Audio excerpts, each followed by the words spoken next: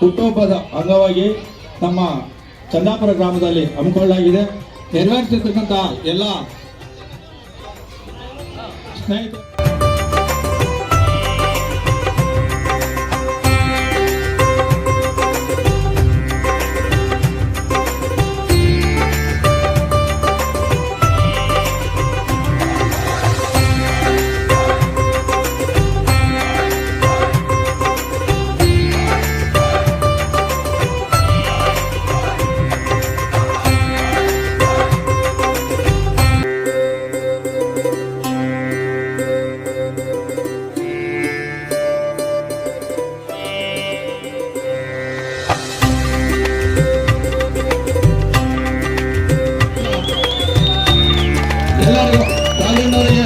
ಶುಭಾಶಯಗಳು.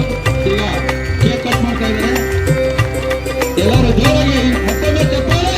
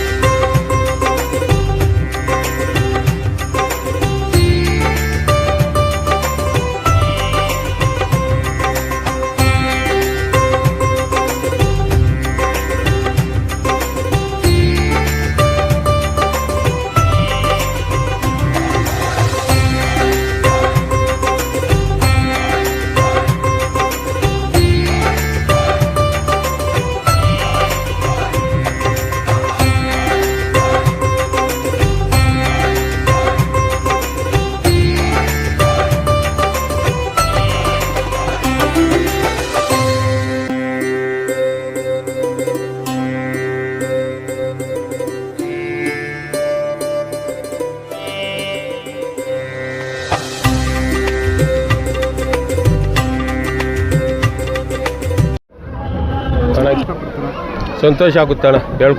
ಹೇಳ್ಕೊಂಡ್ಲಾರ್ದಷ್ಟು ಸಂತೋಷ ಆಗುತ್ತೆ.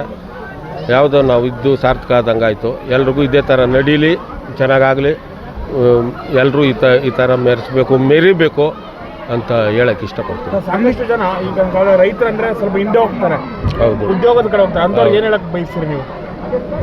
ಅದು ಹಿಂದೆ ನಮ್ಮ ತಾತ ಮುತ್ತಾತರ ಕಾಲದಿಂದ ಅವಾಗ ರೈತರು ಅಂದರೆ ಇಷ್ಟಪಡೋರು. ಹುಲ್ಲು ಮೆದೆ ನೋಡೋರು, ಹಿಂದ್ಗಡೆ ಮನೆ ಹಿಂದೆ ಗೊಬ್ಬರ ನೋಡೋರು, ಹಂಗೆ ನೋಡಿ ಹೆಣ್ಣು ಕೊಡೋರು. ಈಗ ರೈತರು ಅಂದರೆ ಒಂಚೂರು ಕಮ್ಮಿ ಆಗುತ್ತೆ, ಏನೋ ಅವ್ರಿಗೆ ಹೆಣ್ಣು ಕೊಡೋಕ್ಕೆ ಇಷ್ಟ ಆಗುತ್ತೆ. ರೈತರು ಮನುಷ್ಯರಲ್ವಣ್ಣ. ರೈತರು ಬೆಳೆದಿದ್ದು ನಿಮ್ಗೆ ಊಟ ಎಲ್ಲಿ ಸಿಗುತ್ತೆ? ರೈತರು ದುಡಿದ್ರೇ ನಿಮ್ಮ ರೈತ ಬೆನ್ನೆಲುಬಾಗಿದ್ದಕ್ಕೆ ನಿಮ್ಗೆ ಊಟ, ನಿಮ್ಗೆ ಆಹಾರ, ಅಕ್ಕಿ, ದವಸ, ಧಾನ್ಯಗಳು ಎಲ್ಲ ಅದರಿಂದನೇ ಉತ್ಪತ್ತಿಯಾಗಿ ಬರೋದು. ಎಲ್ಲ ಸುಮಾರು ಜನ ಎಲ್ಲರೂ ಇದೇ ಥರ ಮಾಡಿದ್ರೆ ಹೆಣ್ಣು ಸಿಗೋಕ್ಕೆ ಭಾರಿ ಕಷ್ಟ ಆಗುತ್ತಣ್ಣ. ಹಳ್ಳಿಕರು ಹೇಗೆ ರೈತರಿಗೆ ಬೆನ್ನೆಲುಬಾಗಿದೆ? ಹಳ್ಳಿಕಾರ ಇಲ್ದಿರಿದ್ರೆ ನಾವು ಉಳಿಯಂಗಿಲ್ಲ ಅಣ್ಣ. ಏನೊಂದಕ್ಕೂ ಪ್ರತಿಯೊಂದಕ್ಕೂ ಬೇಕು.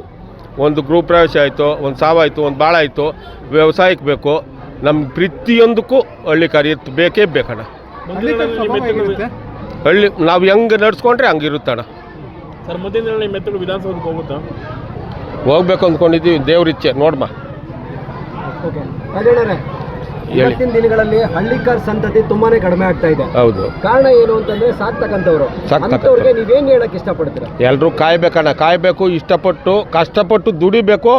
ರೋಗ ರುಜಿನ ಬರಬಾರ್ದು, ನೋಡಬಾರ್ದು, ನಾವು ಹಾಸ್ಪಿಟ್ಲ್ ಮಟ್ಟ ನೋಡಬಾರ್ದು ಅಂತಂದರೆ ಹಳ್ಳಿಕಾರು ಉಳಿಸ್ಕೊಂಡು ವ್ಯವಸಾಯ ಮಾಡಿ ಕಷ್ಟಪಟ್ಟು ಅವ್ನ ಕಾಲು ಕೈ ದುಡ್ದು ಬಾಯಿಗೆ ಅನ್ನ ಆಹಾರ ಮಾಡಿ 4 ಜನಕ್ಕೆ ಊಟ ಹಾಕೋ ಮಟ್ಟಕ್ಕೆ ಬರಬೇಕಣ್ಣ. Okay sir, Halehalli Mahesh. ಏನಿವತ್ತು ನಮ್ಮ ರಾಜಣ್ಣವ್ರಿಗೆ 66ನೇ ಹುಟ್ಟುಹಬ್ಬದ ಶುಭಾಶಯಗಳು. ಚಂದಾಪುರ ಗ್ರಾಮದಲ್ಲಿ ಎಲ್ಲ ಗ್ರಾಮಸ್ಥರು ಒಟ್ಟಿಗೆ ಸೇರಿ ಇವತ್ತು ಹುಟ್ಟುಹಬ್ಬವನ್ನು ಆಚರಣೆ ಮಾಡ್ತಿದ್ದಾರೆ. ಒಂದು ಅರ್ಥಪೂರ್ಣವಾದಂತಹ ಹುಟ್ಟುಹಬ್ಬ ಇದು. ಏಕೆಂದರೆ ಇವರು ತನ್ನ ಜೀವನವನ್ನೇ ಹಳ್ಳಿಕಾರಿಗೋಸ್ಕರ ಮುಡಿಪಾಗಿಟ್ಟಿದ್ದಾರೆ. ಹಾಗಾಗಿ ಗ್ರಾಮದವರು ಒಟ್ಟಾಗಿ ಮಾಡಿರೋದು ತುಂಬ ಖುಷಿ ಆಗ್ತಾಯಿದೆ.